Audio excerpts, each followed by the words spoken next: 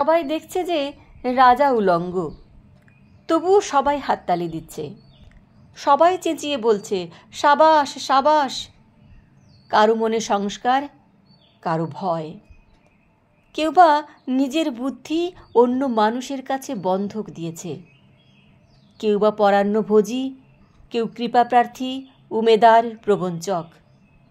কেউ ভাবছে রাজবস্ত্র সত্যিই অতীব সূক্ষ্ম, চোখে পড়ছে না যদিও, তবু আছে, অন্তত থাকাটা কিছু অসম্ভব নয়।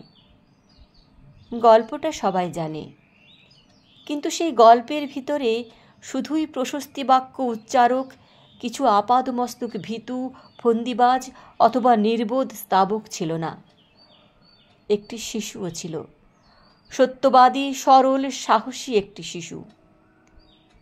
নেমেছে গল্পের রাজা বাস্তবের প্রকাশ্য রাস্তায়। আবার হাততালি উঠছে মুহুর্মুহু, জমে উঠছে স্তাবকদের ভিড়। কিন্তু সেই শিশুটিকে আমি ভিড়ের ভিতরে আজ কোথাও দেখছি না। শিশুটি কোথায় গেল? কেউ কি কোথাও তাকে কোনো পাহাড়ের গোপন গুহায় লুকিয়ে রেখেছে? নাকি সে পাথর, ঘাস, মাটি নিয়ে খেলতে খেলতে ঘুমিয়ে পড়েছে কোনো দূর নির্জন নদীর ধারে, কিংবা কোনো প্রান্তরে গাছের ছায়ায়?